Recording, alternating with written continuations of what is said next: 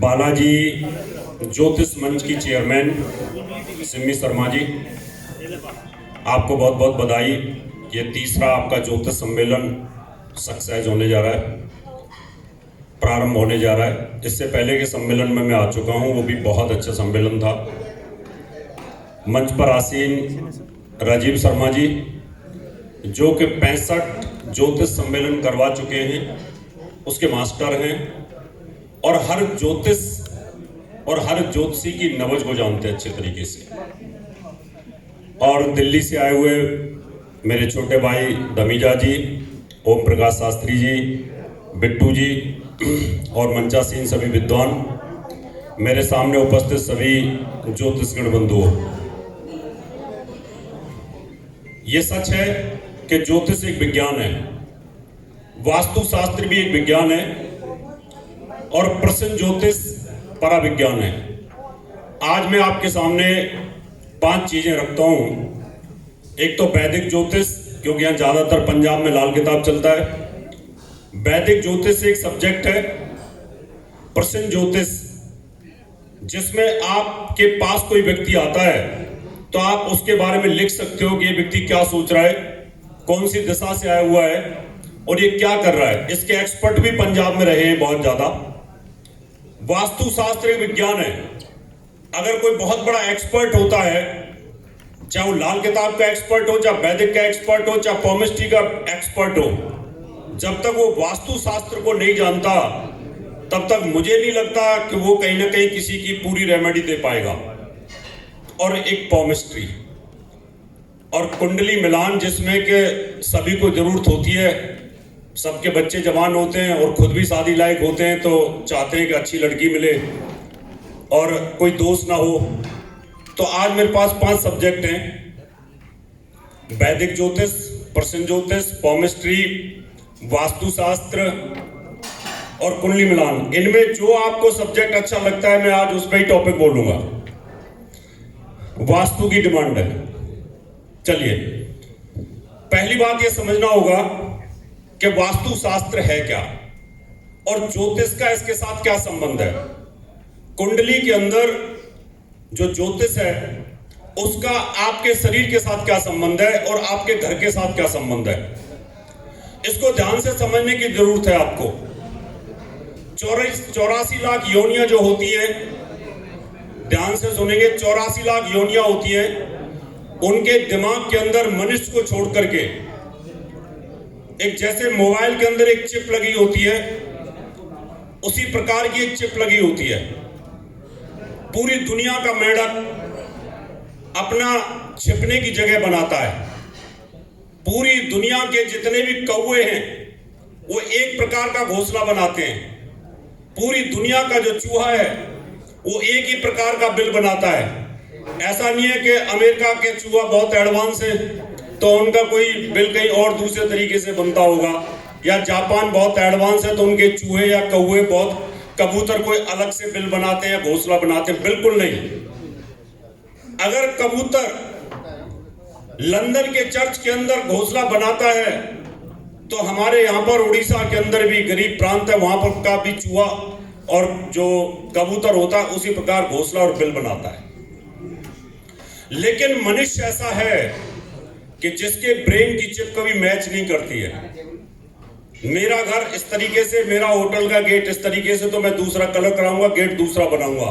और ये दुख का मूल कारण होता है, क्योंकि सबकी कुंडलियां अलग अलग होती हैं। इसलिए अगर आपका ग्रह बहुत अच्छा चल रहा है, आपकी कुंडली के अनुरूप, आप लाल किताब के अनुरूप भी बहुत अच्छा उपाय बताते हैं और ज्योतिष के अनुरूप भी बहुत अच्छा उपाय बताते हैं, दशा भी बहुत अच्छी चल रही है, लेकिन फिर भी आदमी कर्ज में डूबा हुआ है, फिर भी आदमी परेशान रहता है। लेकिन एक्सपर्ट तो यही बोलेगा ना कि मेरे पास जो उपाय था वो तो मैंने कर दिया, जो आपका पूजा पाठ करना था वो तो मैंने कर दिया, जो नग मुझे पहनाना था वो पहना दिया, जो टोटके करने थे वो टोटके कर दिए, अब मैं क्या करूं। लेकिन बीमारी की जड़ घर में भी होती है। इसलिए ऋषियों ने इस बात को समझा कि घर का दोष। अब इसको वैज्ञानिक आधार पर कैसे समझाए, पहले इसको मैं समझाता हूं और फिर इसका आगे बढ़ेंगे हम। ये एक मोबाइल है, इस मोबाइल सेट को, इसमें यहां पर ये फर्स्ट फ्लोर पर है तो सिग्नल बहुत अच्छे चल रहे होंगे, इसके पूरे सिग्नल है इस समय। इसी को मैं बेसमेंट में अगर लेके चला जाऊं तो इसके सिग्नल आधे हो जाएंगे, और अगर इसको और 2 मंजिल नीचे लेके चला जाऊं तो सिग्नल टूट जाएंगे। अगर मैं इसको कुएं में लेके चला जाऊं तो सिग्नल टूट जाएंगे। इसका मतलब टावर के साथ इस मोबाइल का लिंक खत्म हो गया, ये प्रॉपर किरणें प्राप्त नहीं कर पा रहा, इसका मतलब ये डेड हो गया, काम नहीं करेगा। This is the same concept which implement with our brain. अब हमारा दिमाग है, हम नीचे की मंजिल में जाएं तो दिमाग पर प्रेशर आता है, और नीचे की मंजिल पर जाएं तो और प्रेशर आता है, और अगर हम समुद्र की गहराई में चले जाएं तो हमें ऑक्सीजन की जरूरत होती है, या बहुत ज्यादा विल पावर की जरूरत होती है, लंबे समय तक नहीं रह पाते। इसी प्रकार से जब इस मोबाइल को अगर तरंगों की आवश्यकता है तो आपके घर के अंदर how much energy your body is required, उतनी उसके अंदर होनी चाहिए। अगर ये हॉल है, इस हॉल के अंदर अभी 70-80 आदमी हैं, इसके अंदर 500 आदमी कर दिए जाएं तो सफोकेशन हो जाएगी, और कई लोगों को उल्टी होनी शुरू हो जाएगी, कई लोगों को बेचैनी हो जाएगी, और फिर उनको दवाई खानी पड़ेगी। इसका मतलब ये रहा कि आप जिस कमरे में सोते हैं रात को, उस कमरे का एनर्जी लेवल कितना है, आपके थिंक टैंक के अनुसार, आपकी बॉडी के अनुसार, आपके काम करने के अनुसार, क्या उसका एनर्जी लेवल उतना है या नहीं। अगर उतना एनर्जी लेवल नहीं है और आपकी गुरु की दशा चल रही है, आपकी दशा कुंडली में बहुत अच्छे ग्रह की चल रही है, लेकिन उसके बावजूद भी आप बीमार रहेंगे, परेशान रहेंगे। पैसा आपके पास बहुत आ रहा है, फैक्ट्री से, बिजनेस से बहुत ज्यादा पैसा आ रहा है, लेकिन घर में आकर के आपको डिप्रेशन आना शुरू हो जाता है। इसका मतलब आपकी सोच के अनुरूप आपकी बॉडी को कितनी एनर्जी चाहिए, उसके अनुरूप आपके घर का एनर्जी लेवल नहीं है। यह है वास्तुशास्त्र। वास्तु एक्सपर्ट इस बात को समझता है कि इस घर के अंदर भूत प्रेत दिखाई देते हैं, इस घर के अंदर रात को 2 से 3 बजे के बाद दम घुटता है, इस घर के अंदर नींद खुल जाती है, बेचैनी हो जाती है। पंजाब के अंदर, जलंधर के अंदर, आज से करीब 17-18 साल पहले मैं आया था। मेरे एक एपिसोड टीवी के ऊपर आ रहा था, आस्था के ऊपर, भूत प्रेत घर में क्यों दिखते हैं, साए साए की आवाज क्यों आती है, खिड़कियां क्यों चटक जाती हैं, विंडो क्यों चटक जाती हैं। उस आदमी के साथ उस कोठी में वही घटना घटित हो रही थी। उसने मुझे बुलाया कि मेरे घर में भूत प्रेत है, जो इस कोठी को लेता है वो रात को मर जाता है, और रात को नींद नहीं आती, और 2 बजे के बाद चक्कर आने शुरू हो जाते हैं। मैंने कहा मैं आता हूं। मैं वहां पर जलंधर में पहुंचता हूं, कोठी में जाता हूं, मेरे को बोलते हैं गुरुजी आप मत रहिए रात को। मैं कहा मैं रात को नहीं रहूंगा तो मुझे पता कैसे चलेगा इस कोठी में भूत प्रेत हैं या नहीं। घरों में जो भूत प्रेत दिखते हैं उनकी बात कर रहा हूं। मेरे साथ में मेरे आचार्य थे, एक शास्त्री जो सीख रहे थे, मैंने उसको विजिट किया, वहां पर देखा। देखने के बाद मैंने कहा फर्शों के अंदर जगह जगह दरार थी, और वो एयर टाइट थी, पूरी विंडो एयर टाइट थी। रात के 2 बजे के बाद जैसे ही नीचे से गर्मी आती है, हीट होती है, उनकी जो सीवर लाइनें थी वो हीट आती थी, और धीरे धीरे वो जो जगह टूटी हुई थी फर्शों की, उनमें से आवाजें निकलती थी, और वो इतनी तीव्र गति से फैल जाती थी कि उस घर में वायुमंडल इतना तेज हो जाता था हीट का कि उसमें रहने वाले आदमी की सांस घुट के मृत्यु हो जाती थी। मैंने उसमें पानी फेंका, डिटर्जेंट वाला पानी मिला करके फेंका, तो बब्बल बब्बल बब्बल बब्बल सारी जगह में से, फर्शों में से। हमने कहा इसको तुड़वाओ और इसको खुदवाओ। जब उसको तुड़वाया, उसको खुदवाया, तो उसके नीचे हाथी घोड़े जो दबाने का जो दफन खाना होता है, उसके अंदर बहुत जगह नीचे से खाली निकली, क्योंकि वहां कोई घोड़ा दबा हुआ था पहले। अब घोड़ा तो दबा दिया, उसके ऊपर मिट्टी डाल दी, घोड़ा सड़ गया नीचे उस कब्रिस्तान के अंदर, लेकिन वो खाली जगह हो जाती, स्पेस हो जाता है, उसमें हवा जब गर्म होती है वो रात को निकलती है। इस प्रकार से उनको लगता था यहाँ भूत प्रेत हैं, और वो बिल्कुल कोठी ठीक हो गई। आपके घर के अंदर दम घुटता है, रात को दम घुटता है, दैट मीन्स आपकी बॉडी का एनर्जी लेवल जो होता है वो इतनी स्मेल फेंकता है, साथ में आपकी पत्नी भी है, उसकी भी स्मेल है, 2 बच्चे हैं, उसकी स्मेल है, रूम 10 बाई 10 का है, उसके अंदर पूरी रात इतनी हीट हो जाती है कि एक दूसरे की सांस को हम खींचते हैं, एक दूसरे की सांस को खींच खींच के हम परेशान हो जाते हैं, और जब सुबह उठते हैं तो परेशानी पैदा होती है। यहाँ पर मेरी एक स्टूडेंट बैठी है, रविंदर नारंग जी, ये हमारी बहुत पुरानी स्टूडेंट हैं। इनके घर के अंदर भी वास्तु की बड़ी प्रॉब्लम्स थी। इनका नक्शा बना के दिया मैंने, उसके बाद शायद मुझे लगता है इनको बहुत सुख, सुकून और शांति और ज्योतिष। वास्तु का प्रभाव आपको कैलकुलेट करना पड़ेगा।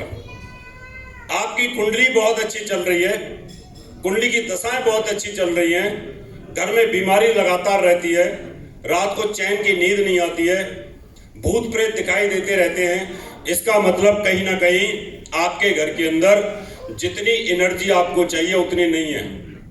अंग्रेज वास्तु शास्त्र तो नहीं थे, लेकिन नई दिल्ली एरिया के अंदर जो कोठी बनी हुई है वो वास्तु के अनुरूप भी नहीं है। लेकिन मिनिस्टरों का अगर बंगला देखो, उनका बेडरूम देखो, यहां से लेके जितना ये अभी हॉल है उतने बड़े बड़े उनके बेडरूम है। मैं मुलायम सिंह यादव का बेडरूम उस समय डिफेंस मिनिस्टर थे, देखने के लिए गया था, देखने के बाद हैरान हो गया।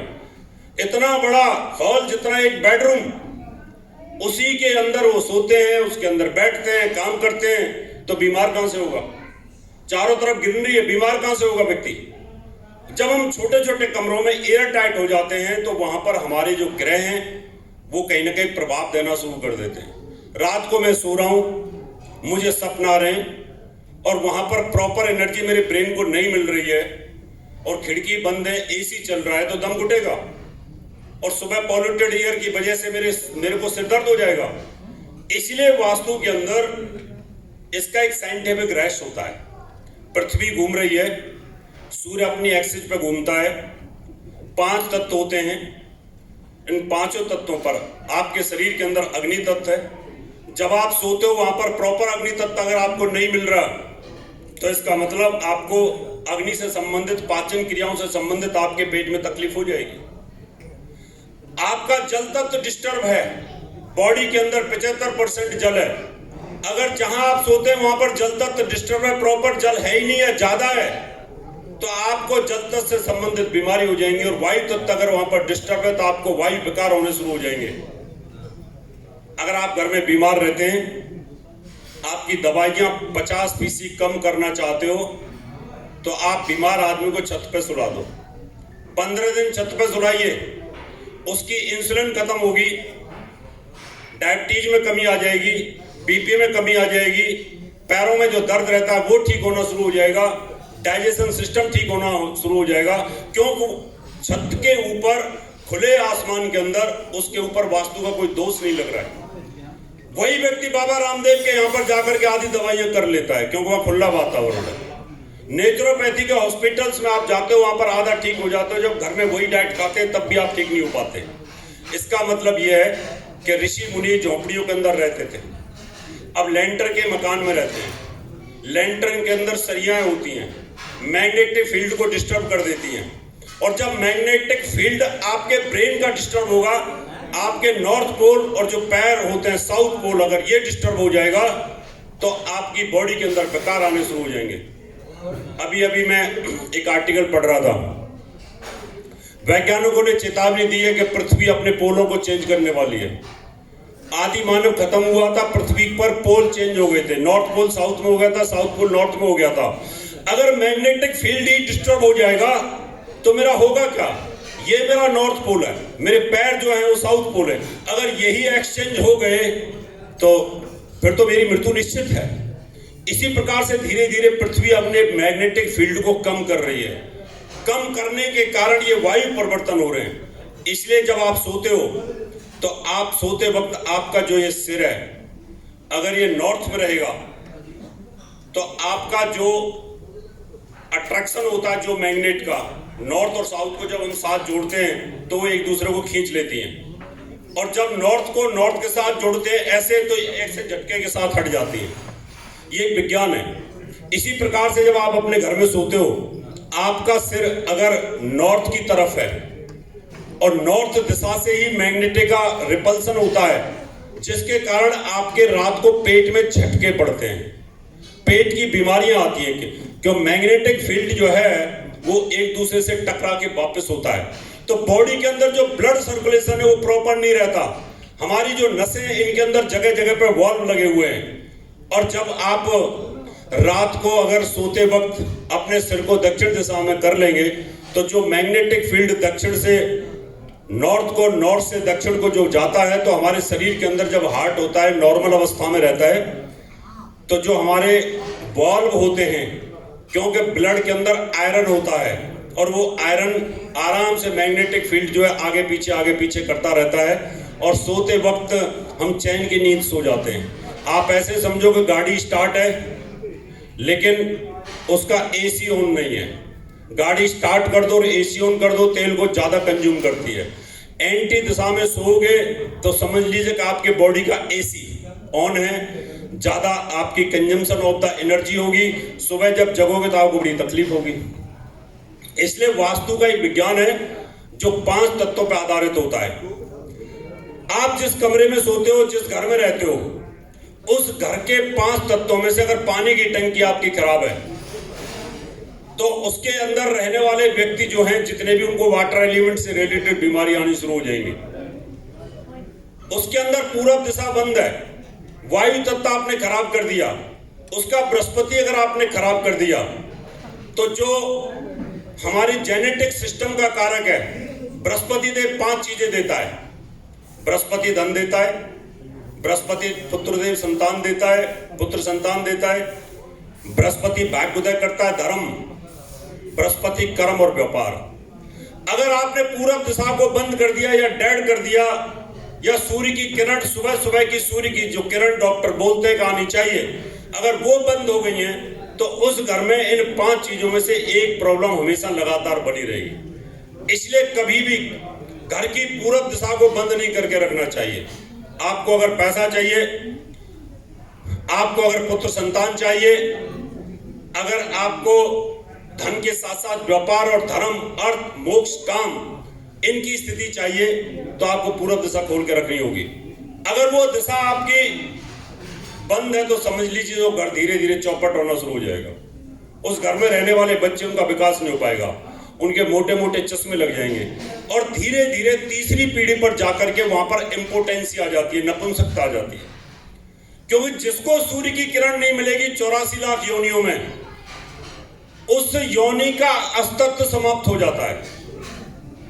आप किसी भी बिल के अंदर रहने वाले कीड़े को देख लीजिए, सुबह सुबह आएगा, सूर्य की रोशनी लेगा और वो बिल में घुस जाएगा, चाहे वो सांप हो, चाहे चूहा हो, चुंदर हो, चाहे जल के अंदर रहने वाला मगरमच्छ हो, चाहे मछली हो, किसी भी प्रकार से सूर्य की रोशनी वो लेते हैं, और सूर्य की रोशनी लेकर के फिर चले जाएंगे, अपने आप को हीट लेते हैं। मगरमच्छ इतना शक्तिशाली है, वो आकर के किनारे पर, नदी के किनारे पे आता है, धूप सेकता है, जब उसको लगता है कि उसका इन्वर्टर चार्ज हो गया है, उसकी बैटरी चार्ज हो गई है, फिर उतनी पावर के साथ आ जाता है। अगर आप सूर्य की रोशनी नहीं ले रहे हैं तो इसका मतलब 5 चीजें आपकी डैमेज होंगी ही होंगी उस घर के अंदर। लोग बोलते हैं जी अजी असी तो इसी कमरे में रहंदे सी जी, इसी बंगले में रहंदे सी, हुण की हो गया? और हुण की नहीं हुआ कि आपकी ग्रह की गति तो ठीक थी, लेकिन जब आपने एक बाथरूम को चेंज कर दिया तो आपका सारा सत्यानाश हो गया। कई बम्बई में बोलते जी ये बंगलों में, इसमें बड़ा बड़ा एक्टर था, मैं बहुत बड़ा एक्टर था, अमिताभ बच्चन साहब का बंगला देखा मैं, यहाँ क्या हो गया रावत जी, ये तो देखिए मैं इसी में रहता था। उसी के अंदर रह करके बर्बाद हुआ, और जब वो ठीक कर दिया तो दोबारा से फिर सदी का महानायक बन गया। इसका मतलब ये रहा कि इसको ये समझने की जरूरत है कि बहुत सारे ज्योतिषियों के सामने ये समस्या आती है कि यही होटल है, सोना उगलता था, अब इस होटल में क्या हो गया, क्या अब ये चल नहीं रहा कहीं ना कहीं। इन चीजों के सवाल, इनके जवाब आपके पास होने चाहिए। आप इसको ऐसे समझ सकते हैं, वास्तु और ज्योतिष कैसे काम करता है इसको समझिए। ये कार है, ये नई कार है, नई कार है मतलब आपका घर बिल्कुल वास्तु के परफेक्ट है। इसमें रहने वाले व्यक्ति की शनि की 7.5 चल रही है, राहु की महादशा चल रही है, बुरे बुरे ग्रह चल रहे हैं, नीच की दशाएं चल रही हैं और ये दशाएं आपको बर्बाद करने के लिए तैयार हैं। लेकिन घर आपका वास्तु के अनुसार परफेक्ट है, उसका एनर्जी लेवल ठीक है, उसके हर रूम की स्थिति बहुत मजबूत है, उसके 5 तत्व ठीक हैं। तो आप समझिए कि नई कार के अंदर अनाड़ी ड्राइवर अगर बैठा है तो 2-4 बार सेल्फ मारेगा, 10 बार सेल्फ मारेगा, गाड़ी स्टार्ट होगी और धीरे धीरे धीरे यहां से दिल्ली तक गाड़ी ले जाएगा खींच करके और दिल्ली तक जाते जाते परफेक्ट हो जाएगा। उसकी क्लच ब्रेक सब परफेक्शन आ जाएगी। इसका मतलब ये रहा कि आपका जो घर है वो वास्तु के अनुरूप परफेक्ट है। उसमें रहने वाले व्यक्ति अनपढ़ भी रह सकते हैं, बिजनेस भी खराब हो सकता है, कुछ भी हो सकता है, ग्रह गति खराब हो सकती है, लेकिन उस घर के किराए से, उस घर की मंजिलों के किराए से आपका जीवन सफल हो जाएगा। अब ये कार एकदम पुरानी है, धक्का मार है और इसके अंदर ड्राइवर बैठा है बहुत टॉप का परफेक्ट। मैंने कहा कि राजीव जी जरा गाड़ी स्टार्ट करवा दो। राजीव जी ने 2-4 लड़के लेकर के धक्का मरवा दिया। दैट मीन्स आपका जो घर है वो वास्तु दोष में पूरा, लेकिन उसके अंदर रहने वाले लोगों की ग्रह की गति बहुत अच्छी चल रही है। यहां से धक्का की गाड़ी और मैं दिल्ली तक खींच ले गया उसको, क्यों? मैं ड्राइवर परफेक्ट था। इसका मतलब अगर आपका घर वास्तु दोष में है, उसमें रहने वाले व्यक्तियों की ग्रहों की दशा बहुत अच्छी चल रही है, तब भी आप ऊपर उठ जाओगे। और आपके ग्रह बहुत अच्छे हैं और गाड़ी आपकी खराब है, नहीं उठोगे। और आपका घर जो है वो बहुत अच्छा और आपके ग्रह बहुत खराब है, तो भी आप गाड़ी खींच ले जाओगे। अब ये गाड़ी धक्का मार है, यानी वास्तु दोष है घर में, और इसमें रहने वाले के ऊपर ही शनि की महादशा चल रही है, राहु की दशा चल रही है, चंद्रमा पीड़ित व्यक्ति है, 6-8 बार में ग्रहों की दशा चल रही है।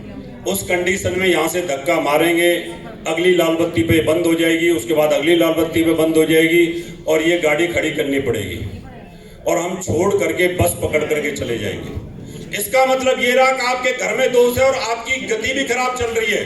यहां पर काम करती है ज्योतिष।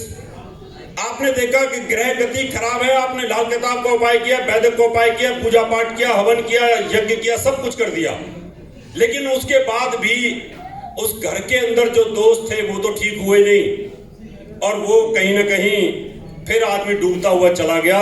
फिर वो बोलेगा मैं तो सिम्मी के यहाँ भी गया, मैं बिट्टू पाजी के यहाँ भी गया, मैं रावत जी के यहाँ भी गया, सब जगह घूम के आ गया, मेरे को तो कोई लाभ मिला नहीं, सारे जोशी एक जैसे हैं, इनको कोई फर्क नहीं पड़ता। इसका मतलब यहां पर ज्योतिष बदनाम हो रही है, लेकिन ज्योतिषी से ये नहीं देखा ज्योतिषी ने कि कहीं इसके घर में ऐसा तो नहीं कि भूत प्रेत इकट्ठे हो रहे हो। अब वो भूत प्रेत वास्तु दोष ही होता है कि घरों में जहां आपको अजीब अजीब आवाजें आती हैं, घरों में अजीब अजीब आवाजें आती हैं, उन आवाजों से कहीं ना कहीं वास्तु दोष लगता है। अब चलिए यहां पर अगली बात हम करते हैं कि आपका घर परफेक्ट वास्तु में, यानी ये जो कार है ये परफेक्ट है, नई है, ब्रांड न्यू है और इसमें ड्राइवर भी बहुत बढ़िया बैठा हुआ है, यानी गुरु की दशा चल रही है। घर भी आपने बहुत शानदार वास्तु के हिसाब से बनाया। उस घर में रहने वाला व्यक्ति जेट की तरह ऊपर जाता है, मुकेश अंबानी की तरह ऊपर उठता है। ना उसके ग्रहों में दोष, ना उसके घर में दोष। और ये काम करता है ज्योतिषी।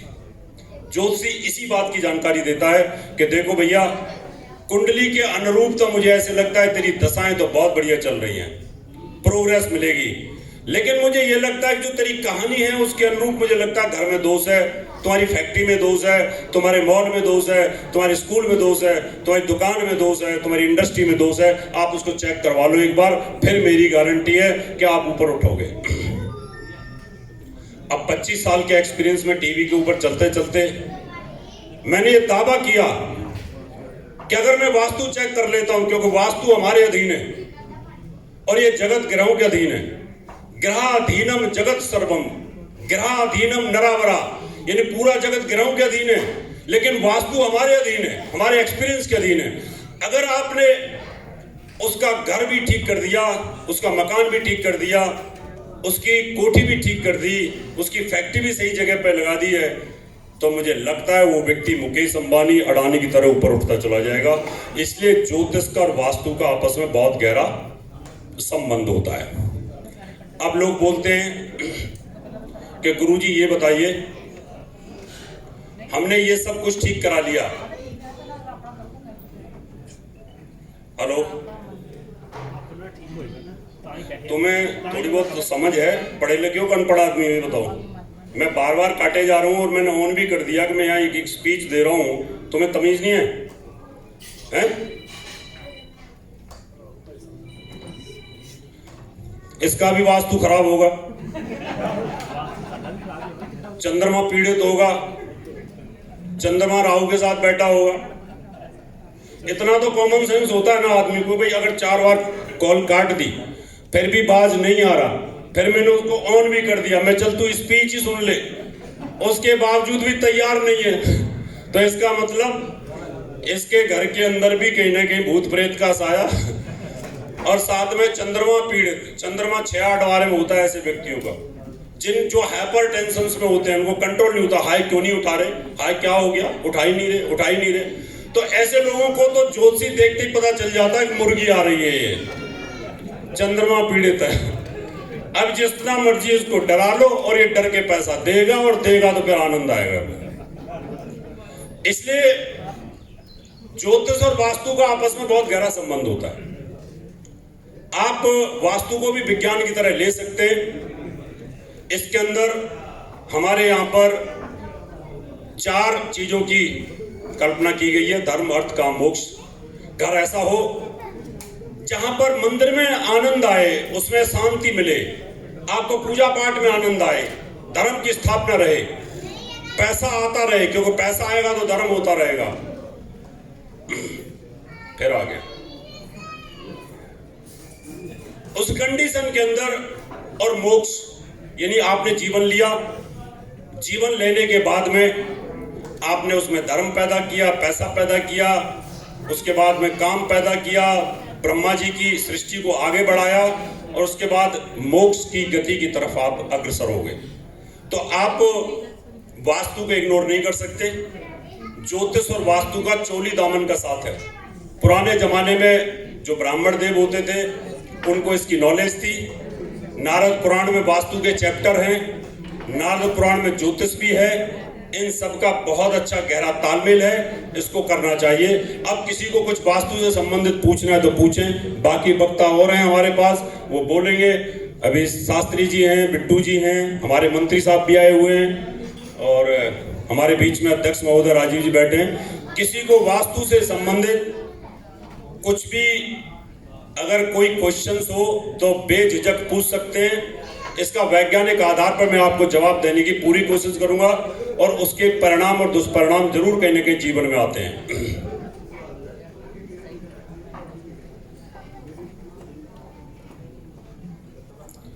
किसी को कोई भी क्वेश्चन अगर वास्तु से संबंधित हो तो आप पूछ सकते हैं। मुझे लगता है सबको नॉलेज है। बहुत बहुत धन्यवाद। आइए राजीव जी।